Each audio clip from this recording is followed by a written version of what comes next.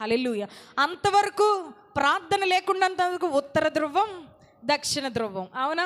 ప్రార్థన ఎప్పుడైతే జరుగుతూ అక్కడ మీరు వేసేటువంటి ప్రార్థన విత్తనం, ఇక్కడ వీరు వేసేటువంటి ప్రార్థన విత్తనం ద్వారా మీ బిడ్డలు ప్రయోజకులు అవుతారు. చప్పట్లు కొడదాం. మీ బిడ్డలు అభివృద్ధి చెందుతూ ఉంటారు. దేవునికి స్తోత్రం. మీ బిడ్డలపై అపరిమితమైన జ్ఞానం. మీకు తెలియదు దేవుని బిడ్డలారా, చంటి బిడ్డలు మొదలుకొని యవనస్తులు అంటే 20-25 సంవత్సరాల వయసు వచ్చేంత వరకు వాళ్ళపై దుష్టుడు బాగా పనిచేస్తాడు.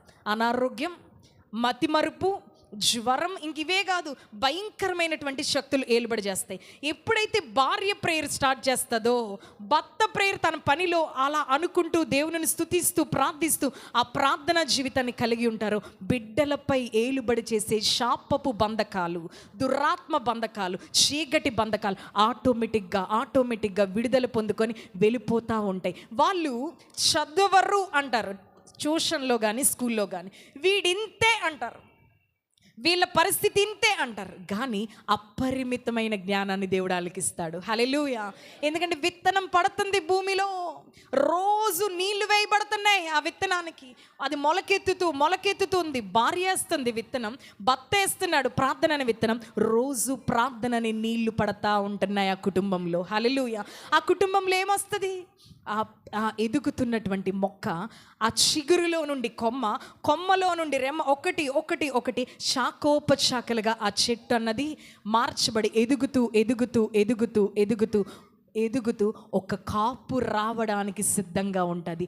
అదే నీ కుటుంబం, అదే నీ ఇల్లు, అదే నీ యజమానుడు, అదే నీ భర్త, అదే నీ భార్య, అదే మీకు దేవుడు ప్రేమించి ఇచ్చిన బిడ్డలు. చప్పట్లు కొడతారా? అందుకనే పాస్టర్ గారు అంటారు, నువ్వు మందిరానికి వస్తే సరిపోదు తల్లి, నీ భర్త రావాలి. నీ భర్త వస్తే మీ ఇద్దరు మాత్రమే కాదు, నీ పిల్లలు రావాలి. ఇంటికి తాళం వేసి నీ తాళపు చెవిని ఆయనకు అప్పగించాలి. హల్లెలూయా. తలంపులెల్లా తప్పనే అంత నీ చిత్తము నేను చెయ్యాలయ్యా. నా ఇంట్లో, నా కుటుంబంలో, నా బిడ్డల విషయంలో నీ చిత్తం నేను ఒక కొలిక్కి నువ్వు రాగలుగుతావు. హల్లెలూయా, హల్లెలూయా. బైబిల్ గ్రంథంలో ఉన్న వాళ్ళందరూ పాస్టర్లు కాదు, వాళ్ళు చాలా ఉద్యోగస్తులు ఉన్నారు, గెస్టెడ్ ఆఫీసర్స్ ఉన్నారు. పురుషుల కోసం చెప్తున్నా, స్త్రీల కోసం చెప్తున్నా, రాణులు ఉన్నారు, చాలా హై కేడర్లో ఉన్నారు.